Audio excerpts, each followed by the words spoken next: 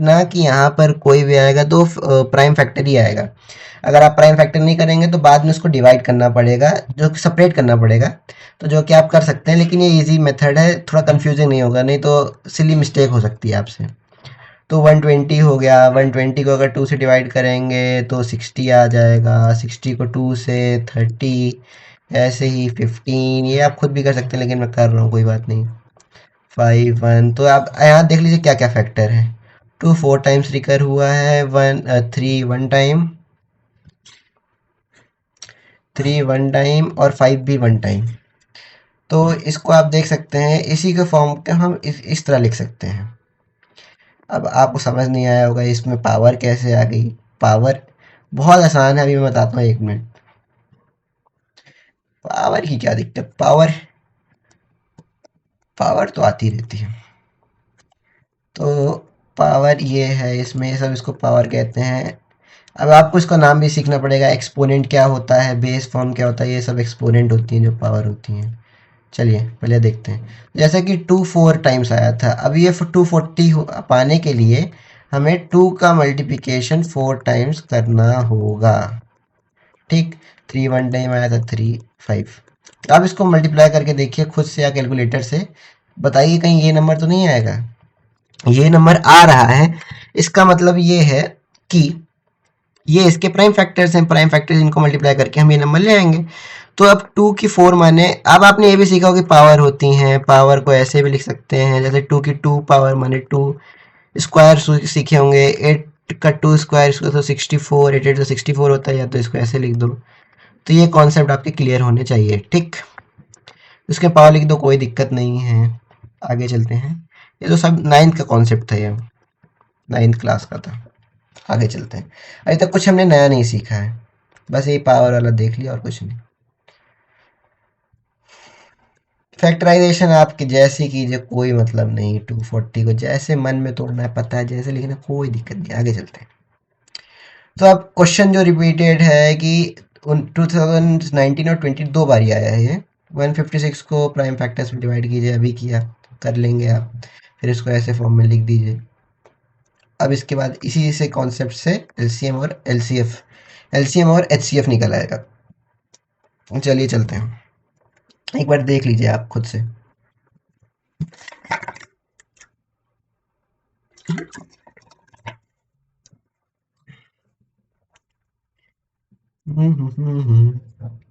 अब एचसीएफ और एलसीएम पढ़ना है हमें। एचसीएफ क्या होता है, हाईएस्ट कॉमन फैक्टर। एलसीएम क्या होता है, least common multiple. Highest common factor माने दो नंबर हैं, जैसे मान लो 6 और 12। तो हमें ऐसा नंबर बताना है जो दोनों को डिवाइड करेगा पूरी तरीके से और सबसे बड़ा नंबर है। तो बताओ इसमें से क्या होगा, 6 होगा, सिंपल सी बात है। लेकिन ये आपको बड़े नंबर्स के लिए नहीं पता होगा, जैसे 256 का बता दो, 512 का बता दो, दिख रहा है, नहीं दिख रहा, यही होगा। ये सब नंबर्स होते हैं, कोई बात नहीं। जैसे कुछ और ले लो, 232 ले लो, 532 ले लो। तो अब बताओ मुझे कौन सा सबसे बड़ा होगा, मतलब हाईएस्ट कौन फैक्टर होगा, नहीं पता ना।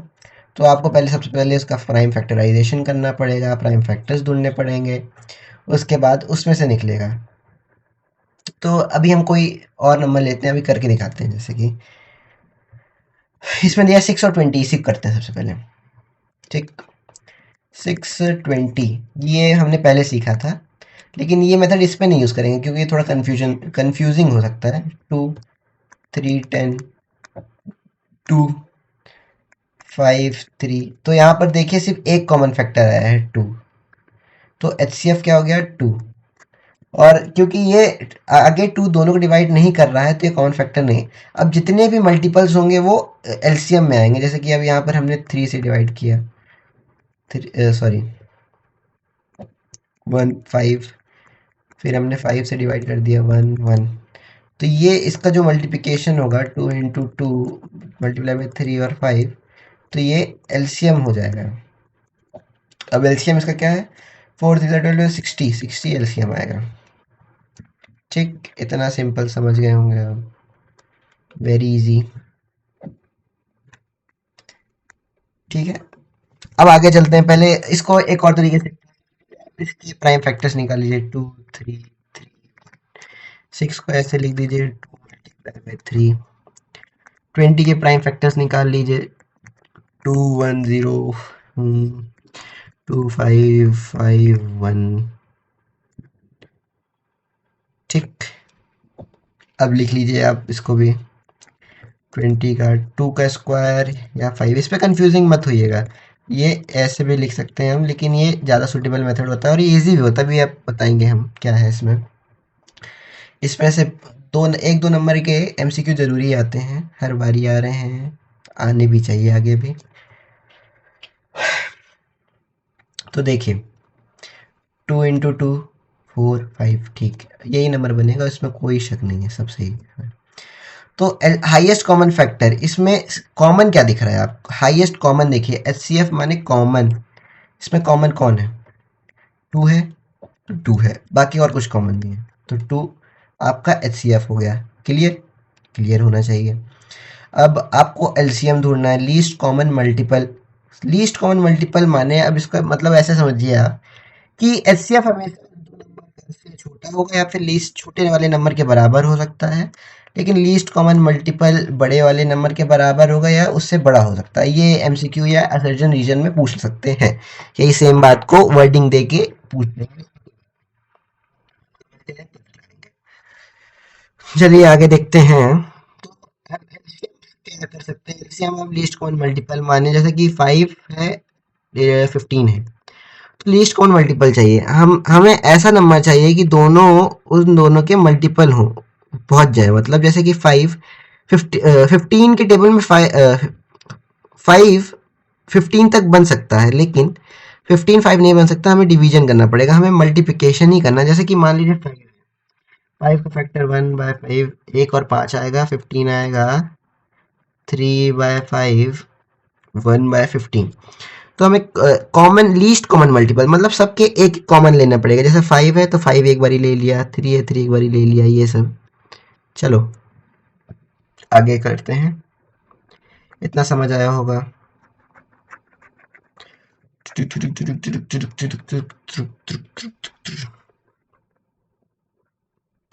अभी तो बहुत इजी चल रहा है, बहुत आसान चैप्टर है। अभी आप ट्रिग्नोमेट्री आने दीजिए। ट्रिग्नोमेट्री आइडेंटिटी वाला थोड़ा सा वो है, नहीं तो सही है, प्रैक्टिस मांगता है और कुछ नहीं। Practice makes a man perfect. अब इसमें पूछ लिया एच सी एफ, देखो 2 बारी आ चुका है रिपीटेड। 18 21 96 और 404 का एच सी एफ एलसीएम निकालना। ये आप मत देखिए, आप कमेंट्स पहले आप खुद निकालिएगा, उसके बाद देखिएगा, वीडियो पॉज करके खुद देख के निकाल के फिर देखिएगा। आगे चलते हैं। सेम मेथड, कोई भी मेथड यूज़ कीजिए, मेथड्स की कुछ नहीं, बस आंसर आना चाहिए और कोई चीटिंग करके नहीं आना चाहिए कि देख किसी आंसर बता दिया। ये बहुत बड़ा रिलेशनशिप है एचसीएफ और एलसीएम का, कि कोई भी दो नंबर होंगे 5 10, इसका एचसीएफ क्या होगा? अरे यार मल्टीप्लिकेशन हो गया। 5 और 10, एचसीएफ क्या होगा इसका? हाईएस्ट कॉमन फैक्टर, जल्दी बताओ। हाईएस्ट कॉमन फैक्टर क्या होगा और एलसीएम क्या होगा? Least common multiple. Least common multiple 10 आ जाएगा, हाईएस्ट कॉमन फैक्टर 5 आ जाएगा। तो अब हम इन दोनों का मल्टीप्लिकेशन करेंगे जो कि 50 आएगा, और दोनों का नंबर्स का भी मल्टीप्लिकेशन करेंगे, 50 आएगा। तो हमें एक रिलेशन मिलता है कि अगर हम नंबर्स के 2 नंबर हैं अगर, तभी ये होगा। 3 नंबर पे नहीं काम करता, तीसरे के लिए दूसरा फॉर्मूला है, लेकिन वो शायद फॉर्मूला आपके सिलेबस में नहीं है, एक बार चेक कीजिएगा, सीबीएसई की वेबसाइट में जाइएगा क्या। चलो, अरे यार फिर पीछे आ गए। फिर एच सी एफ ए रहा, एल सी एम ए रहा, निकाल दो, मल्टीप्लाई कर दो, बराबर आ जाएगा। देखो क्वेश्चन आया है, 2 मार्कर में आ चुका है, ये इतनी बार आ चुका है। ये कभी भी भूल के मत रहना कि जो पहले आया है वो अब नहीं आएगा। रिपीटिंग क्वेश्चन होते हैं ज़्यादातर, कुछ याद से नहीं आना है। आना है तो वही logical reasoning, competency based questions. तो एक मेरा सलाह है, या फिर मैं कहूँ सी एफ क्यू सीबीएसई के द्वारा करके जाइएगा। ये एक बुक है, उसमें निकल आएगी, बुक्स में पब्लिश होती है सी एफ क्यू। जिस साल पेपर हुआ था उससे CFQ से ही क्वेश्चन आए थे, बने थे, लेकिन कई लोग नहीं कर पाए, उसे कह रहे थे डिफिकल्ट है। आप तैयार रहिएगा, चाहे बेसिक हो चाहे स्टैंडर्ड हो, पढ़ के जाइएगा। क्या ही मतलब है बेसिक स्टैंडर्ड का, मुझे नहीं समझ में आता, लेकिन पढ़िएगा। मैथ नहीं लेनी तब भी पढ़िए, क्या है, थोड़ा सा पढ़ ही लीजिए। क्वेश्चन आया है इनका, गिवन दैट HCF दे दिया है, LCM फाइंड करना है। तो आपको पता है जैसे कि दोनों नंबर का HCF, आपको ये पता है HCF multiply by LCM of the number is equal to product of the number. तो दोनों का मल्टीप्लिकेशन प्रोडक्ट होता है। तो अब नंबर क्या है, HCF दे दिया 9, 9 पुट करो। LCM हमें नहीं पता, LCM को LCM रहने दो। दो नंबर भी दे दिए, 306 मल्टीप्लाई बाय 657। अब दोनों का मल्टीप्लाई करेंगे तो LCM ये सब है। तो LCM को x मान लो या फिर ऐसे ही पुट रहने दो। इसको यहाँ डिवाइड में ले जाओ ऐसे, फिर इसको ऐसे हटा दो और फिर मल्टीप्लिकेशन करो, डिवाइड करो। 102 3 काटो पीटो, एक 3 3 9 3 12। अब मल्टीप्लिकेशन करो, निकल आएगा। सेम है, खुद करके देखो आएगा। मैं अगर एक एक क्वेश्चन सॉल्व करने जाऊंगा वीडियो बहुत लंबी हो जाएगी। चलो आगे चलते हैं। अब देखिए, ये सब PYQ हैं HCF और LCM के। मेन तो क्वेश्चन प्रैक्टिस है, कॉन्सेप्ट इसमें बहुत कम होते हैं, गिने चुने कॉन्सेप्ट होते हैं, लेकिन क्वेश्चन प्रैक्टिस से करोगे तो फिर आगे होगा। चलो चलते हैं। अरे फिर पीछे आ जाएगा, आगे चलो भाई, पीछे मत आना, जिंदगी में हमेशा आगे बढ़ना, फॉरवर्ड होते रहना, पहले यहाँ फिर यहाँ। और कोई भी चीज इकट्ठा मत करना, थोड़ा थोड़ा लिटिल स्टेप्स, इतना फिर इतना फिर इतना। ये देखो पिरामिड बना देते हैं। टॉपिक लेवल्स का बन गया, अभी पढ़ोगे तुम। बायोमैग्निफिकेशन कई चीजें हैं, कोई बात नहीं, साइंस में चले जाते हैं। Explain why 7 times 11 3 times. अरे यार ये तो बहुत खराब क्वेश्चन है, थोड़ा सा उल्टा सीधा दिया है, लैंग्वेज नहीं समझ में आ रही होगी मुझे पता है। तो ये ऐसे दिया है 13 multiply by 7 multiply by 11 plus 13, this is the question. और आपको प्रूफ करना है कि ये कंपोजिट नंबर है। कंपोजिट नंबर हम तब भी प्रूफ कर देंगे कि दो से ज़्यादा फैक्टर दिखा के। तो दो फैक्टर तो नंबर के होते हैं, एक 1, एक तो नंबर इटसेल्फ। तो हमें एक और ऐसा फैक्टर दिखा देना है जो नंबर नहीं है, तो हम ये प्रूफ कर देंगे कि ये एक कंपोजिट नंबर है। तो इसमें हम क्या दिखा सकते हैं, खुद सोचो सोचो सोचो। भाई देखो, एक बारी में तो हो सकता है ना समझ में आए, घर में प्रैक्टिस करना, NCERT लगाना, NCERT क्वेश्चन अच्छे से लगाना, हो सके तो RD शर्मा लगा लेना और एग्जाम्पलर लगा लेना। RD शर्मा, एग्जाम्पलर, ये सब लगा लेना। अगर फुल नंबर चाहते हो तो लगा लेना, नहीं तो फिर अच्छे नंबर तो आ ही जाएंगे। लेकिन नंबर के पीछे क्यों भाग रहे हो भाई यार, कॉन्सेप्ट के पीछे भागो, प्रैक्टिस के पीछे। कोई बात नहीं, आगे चलते हैं। तेरा तेरा को कॉमन लोगे इसमें, देखो यहाँ कुछ सेम दिख रहा है, 13 दिख रहा है, 13 कॉमन लिया। यहाँ देखो 13 कॉमन लेंगे, 1 multiply by 7 multiply by 11 plus 1 आ जाएगा।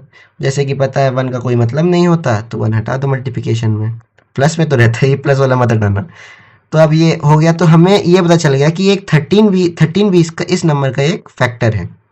तो हम लिख देंगे, as we know that the composite numbers are the numbers which have more than two factors, number 1 and the number itself, but as this number is having 13 as another factor, this number is a composite number। यही लिख के आना है, writing के number मिलेंगे, इतना नहीं लिखना, तो कुछ शॉर्टकट लिख देना कि ये नंबर में ये फैक्टर है, वो है, दिखाना पड़ेगा। लेकिन आपको ऐसे क्वेश्चन आएंगे कॉमन लेने वाले, ये आता है, आ रहा है, पता नहीं आया कि नहीं, एक दो सेट में तो आ ही जाता है। चलो क्या 600 में ठीक।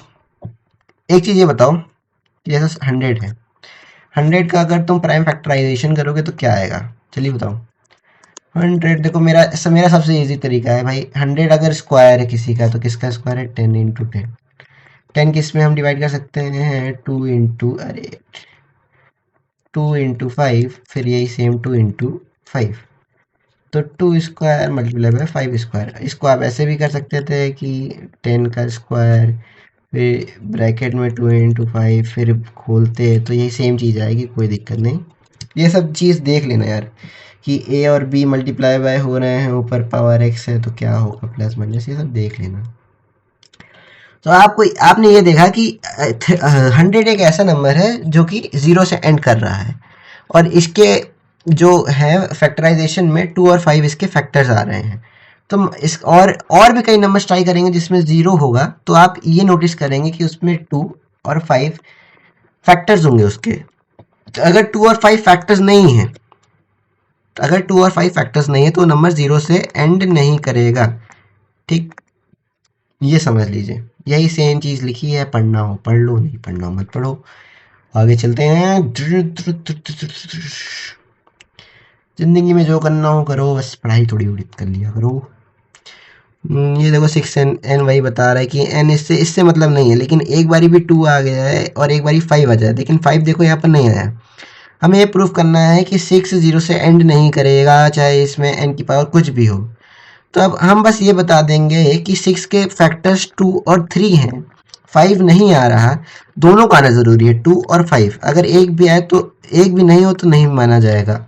बस यही लिखना है आपको।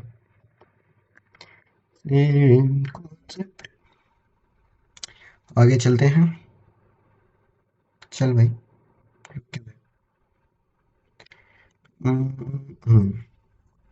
इरेशनैलिटी प्रूफ करना है। सबसे तगड़ा क्वेश्चन हर बारी आता है, आना भी चाहिए। अच्छा क्वेश्चन है बस। ये आप क्वेश्चन के फॉर्म में ऐसा आता है कि प्रूव दैट अंडर रूट 3 या फिर अंडर रूट 2, कुछ भी होगा नंबर, इज इरेशनल। देख लेना, ऐसे क्वेश्चन आएगा। अब थोड़ी बुद्धि खुद लगाना कि अंदर, इसके अंदर प्राइम नंबर नहीं है, जैसे कि यहाँ पर मान लो 4 है तो 2 आ जाएगा। तो बता देना कि ये इरेशनल नहीं है, रेशनल है ये, कि किसको पी और क्यू फॉर्म में लिख सकते हैं। ठीक। थोड़ा सा भाई देखो, एक जस्ट पाथ में फॉलो हमें नहीं करना है, हमें अपना ब्रेन भी लगाना है। विदाउट ब्रेन लगाए कुछ नहीं होगा कि इसमें ये दे दिया, हमें तो ऐसा बताया गया था, हमें ऐसा करना है। नहीं यार, खुद थोड़ा थोड़ा सा सोचो। कुछ क्वेश्चन घुमा फिरा के दे देते रहे हो। ठीक। हमें प्रूफ कॉन्ट्राडिक्शन मेथड से करना होता है, जैसे कि अंडर रूट 2 है, इसको हम कैसे प्रूफ करेंगे? हमें सबसे पहले बताना है कि हम मान लेते हैं कि अंडर रूट 2 एक प्राइम, सॉरी, हमें ये बताना है कि एक अंडर रूट 2 इरेशनल है, तो हम इसको पहले रेशनल मान लेंगे। ठीक। पहले स्टेप इसको रेशनल मान लिया। दूसरे स्टेप में रेशनल मान लिया तो इसको पी और क्यू फॉर्म में लिख देंगे। पी और क्यू फॉर्म में लिख देंगे जहाँ पी और क्यू एंड क्यू को प्राइम होंगे। अब वैसे पहले तो को प्राइम पढ़ा होना चाहिए, अगर को प्राइम नहीं पढ़ा कोई बात नहीं, हम समझ लेते हैं। व्हाट डज को प्राइम मीन? को प्राइम का मतलब क्या होता है? को प्राइम का नंबर मतलब ऐसा होता है कि दो नंबर हैं जिसमें कॉमन फैक्टर सिर्फ 1 है। इसका मतलब ये नहीं कि दोनों नंबर प्राइम होने ज़रूरी है, ऐसा कुछ नहीं है। एक बार इसके कॉन्ट्राडिक्शंस चेक करना, और इसमें ज़रूर एक एक एसर्शन बन सकता है कि आर ऑल द नंबर्स और आर को प्राइम इन द को प्राइम सीरीज आर प्राइम। मतलब जैसे कि दो नंबर हैं, जैसे 3 और 7, यहाँ तो आपको दिख रहा है कि दोनों प्राइम है, कॉमन फैक्टर एक है। ठीक। बट अगर मान लो हम 4 और 7 ले लेते हैं, इसमें ये प्राइम नहीं है, बट दीज आर को प्राइम्स बिकॉज कॉमन फैक्टर नहीं है अनदर देन 1। 1 तो हमेशा सभी का रहेगा यार। आगे चलते हैं। देख लो स्टेप क्या लिखा है। इसको छोड़ो, ये छोड़ो, मैं तुम्हें बताता हूँ अपने तरीके से। आगे स्लाइड आएगी, थोड़ा सा वेट करो। हाँ लिखा तो है, लिखा तो है।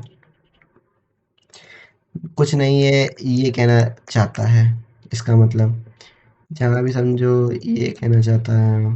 ठीक। इसको समझ नहीं आ रहा, मैं बताता हूँ। लेट लेट क्या, हाँ let under root two be rational, ठीक।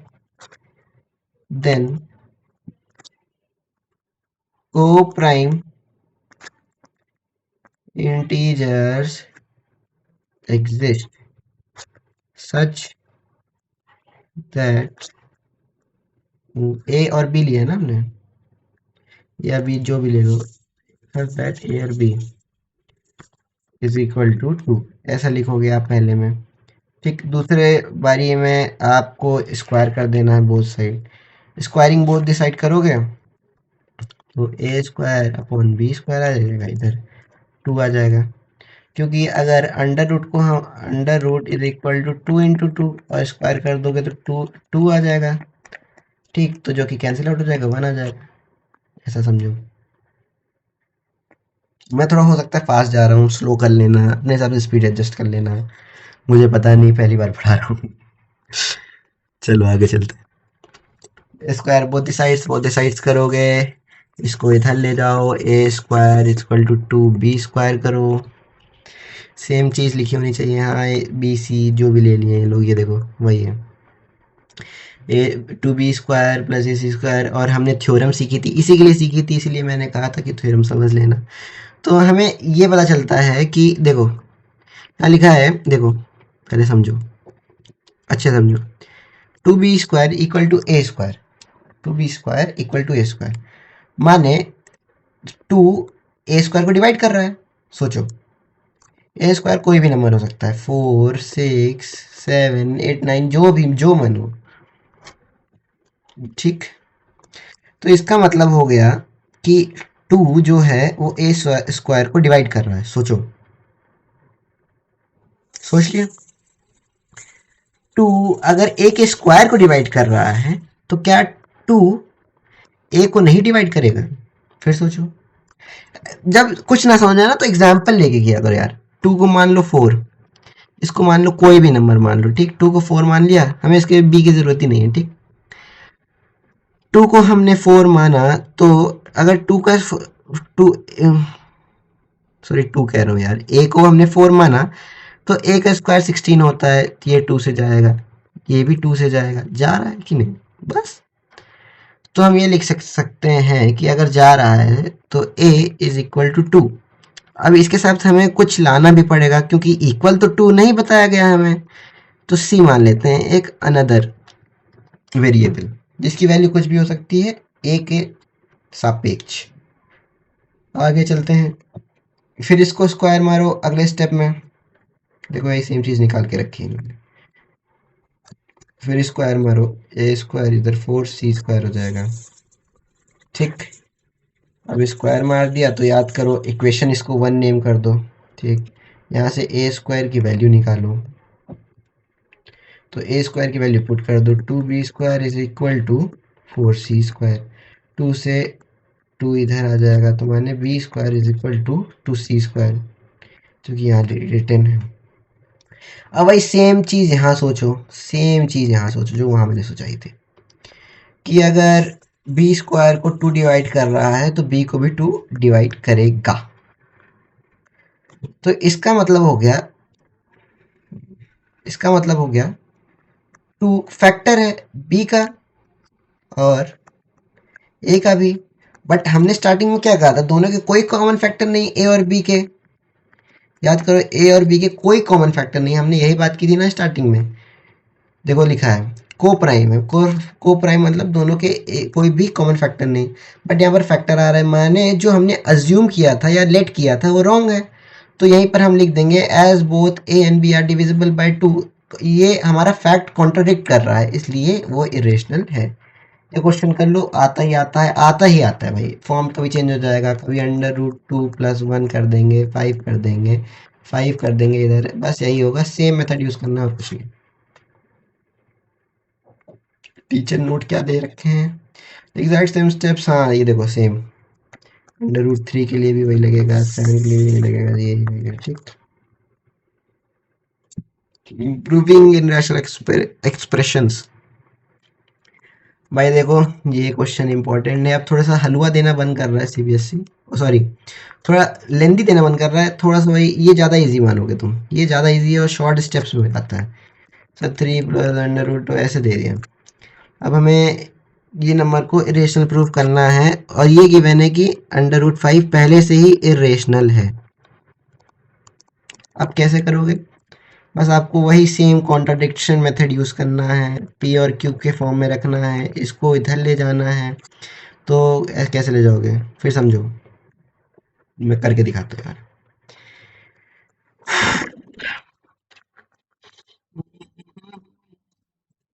पी क्यू फॉर्म में रखा, इसको इधर ले गए, तो ये प्लस का माइनस में आ जाएगा। एलसीएम लिया तो 3Q हो जाएगा। इधर फिर ऐसे रखा, और ये एलसीएम लेने पे आएगा, ठीक। और ये 2 है, 2 को अगर इधर मल्टीप्लाई में, इधर डिवाइड में चला जाएगा। ये सब बेसिक है। अगर आपको यहाँ नहीं समझ में आ रहा हो तो यूट्यूब में जाके वीडियो सर्च करें। मेरी अभी तो वीडियो नहीं होगी, बट ये सब सर्च करें, ये बहुत इजी टॉपिक्स हैं।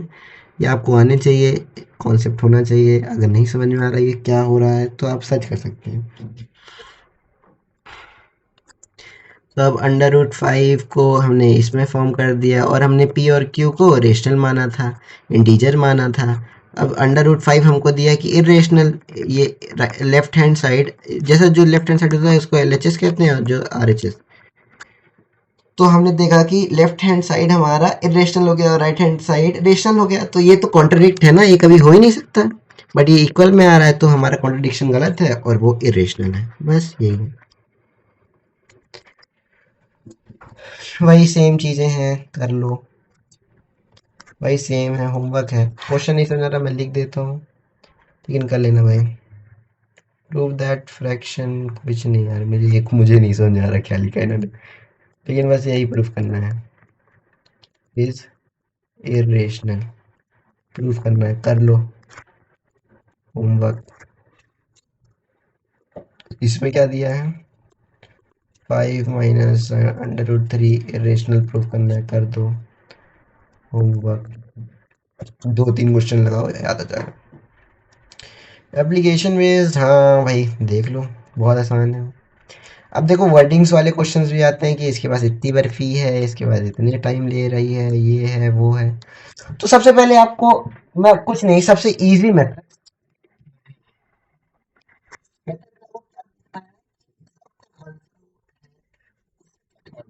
वो नंबर बड़ा चाहिए कि छोटा चाहिए। अगर वो नंबर बड़ा चाहिए तो एलसीएम होगा, अगर वो नंबर छोटा चाहिए तो एचसीएफ होगा, ठीक। इसमें से कंफ्यूज ना हो, मैक्सिमम जैसे ये सब हट। और ज्यादातर देखो,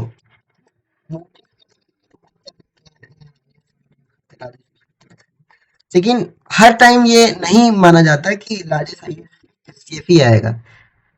ऑलमोस्ट एवरी टाइम आता है, बट नॉट ऑलवेज।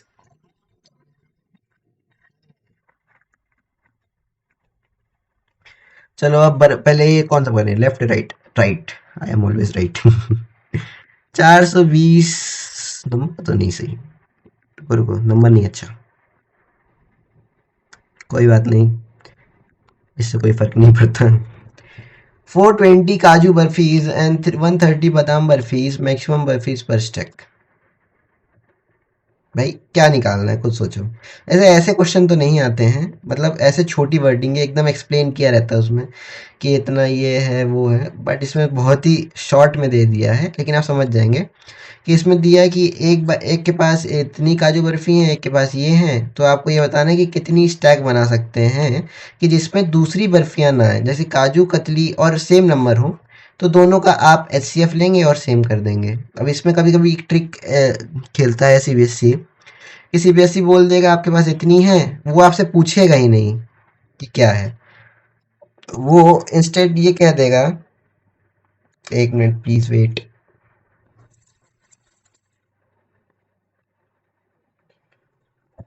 सीबीएसई आपसे वो ये कह देगा कि ये बताओ इसमें ये है तो कितनी स्टैक है, तो ये बताओ सिर्फ काजू बर्फी के लिए कितनी स्टैक बनेगी, तो आपने पहले निकाल लिया 10 बर्फी पर स्टैक होंगी, फिर 420 को 10 से डिवाइड कर देंगे तो 42 स्टैक हो जाएंगी। पूरा क्वेश्चन पढ़ना है इसलिए, पूरा क्वेश्चन, नहीं तो अटक जाओगे, सिर्फ ये लिख के आ जाओगे, नंबर कट जाएंगे। अभी देखो एलसीएम वाला है, देखो इसमें हमें पता था कि नंबर छोटा चाहिए तो हमने एचसीएफ निकाला, ये सिंपल ट्रिक है, निकल जाता है हर बारी। अभी तक ऐसा कुछ है नहीं। Sonia takes 18 minutes, Ravi takes 12 minutes. After how many minutes will they meet again at the starting point? इसका मतलब है जो सोनिया है वो 18 मिनट लेटती है पूरा एक राउंड लगाने में। सर्किल में भी हो सकता है, कैसे भी हो सकता है, और पाथ सेम है। और रवि रवि जो है वो 12 मिनट लगाता है। दोनों एक साथ स्टार्ट करते हैं। तो मान लो यहाँ से सोनिया चली तो एक राउंड लगाने के बाद यहाँ 18 मिनट बाद पहुंची, पर रवि यहाँ से चला एक राउंड लगाने के बाद वो सिर्फ 12 मिनट में ही पहुंच जाएगा। तो ऐसे ऐसे वो लोग राउंड लगाते ही जाएंगे। लेकिन ये होगा, मान लो जैसे मेरा तीसरा राउंड, ऐसे ही एग्जांपल के तौर पे ले रहे हैं, तीसरा राउंड कंप्लीट हुआ यहाँ पर आके, और उसी टाइम रवि भी आ गया, लेकिन रवि का छठा राउंड कंप्लीट हो गया या फिर पांचवा राउंड कंप्लीट हो गया।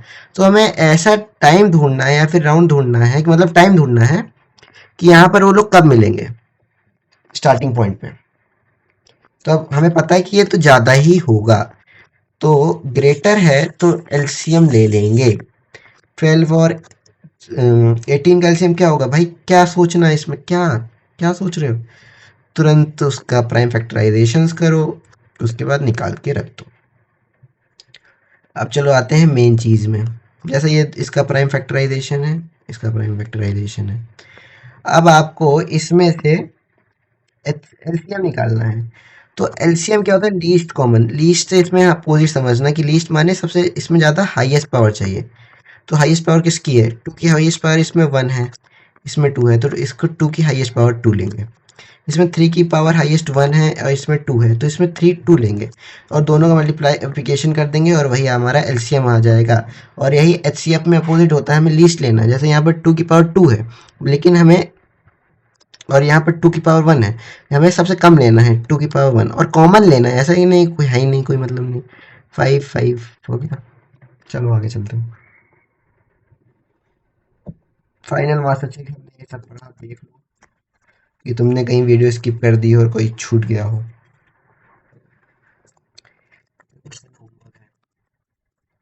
3 घंटियाँ बजती हैं 6 12 18 मिनट में। If all the bells ring at 6 AM, इसमें एक हिंट ले लो कि एलसीएम का यूज करना है, फिर टाइम को इसमें ऐड कर देना है, ऐड दी टाइम, फिर आंसर आ जाएगा। इजी क्वेश्चन है, कोई दिक्कत नहीं। ठीक। A rectangular courtyard is 18 meter 72 centimeter long. The broad it is to be paved with such a tiles in size find it। मान में एक रेक्टेंगुलर है, एक ऐसे रेक्टेंगल बना लो। गड़बड़ी बन रही है। रेक्टेंगल मान लो ये 90 डिग्री है, 90 डिग्री। हाँ, जियोमेट्री आप जब पढ़ेंगे, मतलब कोऑर्डिनेट ज्योमेट्री, तो आप उसके डायग्राम्स के सारे फॉर्मूला याद कर लीजिएगा या फिर प्रॉपर्टीज याद कर लीजिएगा, वेरी इजी रहेगा। और अभी से आप नोट्स बनाते चलिए या फिर बुक बनाते चलिए जिसमें आपको डिफिकल्ट चाहिए, ताकि वो आसान रहेगा। इसको दिया है इसने, पहले बताओ 100 centimetre is equal to 1 metre, correct? तो 18 18 metre is equal to 1800 centimetre, सही है? तो माने ये लॉन्ग हो गया और ये ब्रॉड हो गया। सेंटीमीटर यूनिट मत भूलना कभी भी, और किसी एक यूनिट में कन्वर्ट कर लो जो तुम्हें पसंद हो, तभी क्वेश्चन सॉल्व होगा, नहीं तो नहीं होगा। इसमें इतना दे दिया, find the least possible number of such time. अब देखो स्क्वायर टाइल्स करना है तो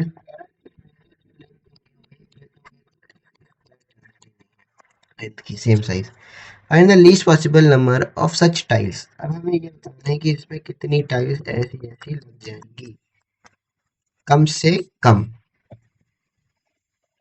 ठीक है, तो अब क्या करोगे, इसका प्राइम फैक्टराइजेशन करोगे, इसका प्राइम फैक्टराइजेशन करोगे, करो करो भाई करो, प्राइम फैक्टराइजेशन करोगे, कॉमन देखोगे, और उसके बाद तुम ये खुद सोचो कि तुम्हें एचसीएफ लेना है कि एलसीएम, और ये क्वेश्चन खुद सॉल्व करो, मैं नहीं कराऊंगा। और ना ही मैं कहूँगा मोबाइल से तुरंत देख लो, इसको थोड़ा टाइम दो, 5-6 मिनट दो जो भी, क्योंकि ये हॉर्स लेवल का क्वेश्चन है, थोड़ा सा छोटा वाला हॉर्स, लो हॉर्स। इजी है, कर लोगे, इसमें और कुछ है नहीं।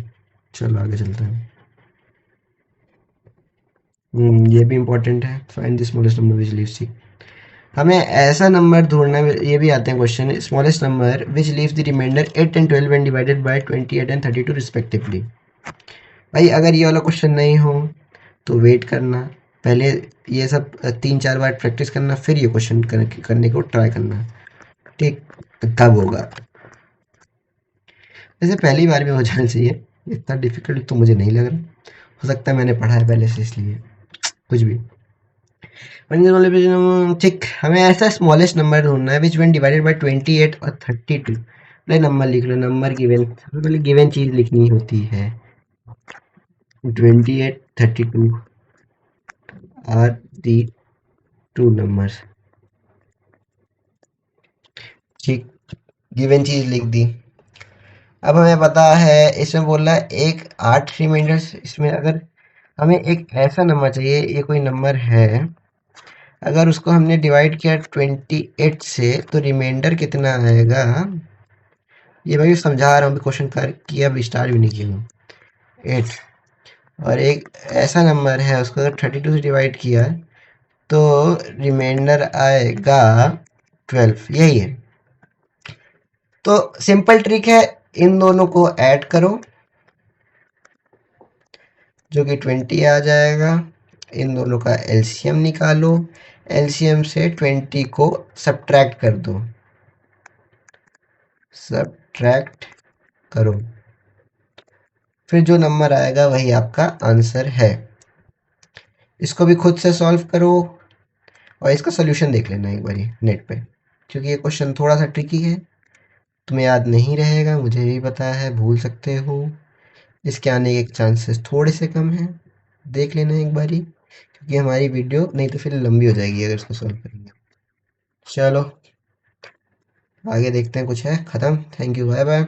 अगर कोई दिक्कत हो, कंप्लेन हो, सजेस्ट करो, बस और कुछ नहीं कहूँगा। Bye bye.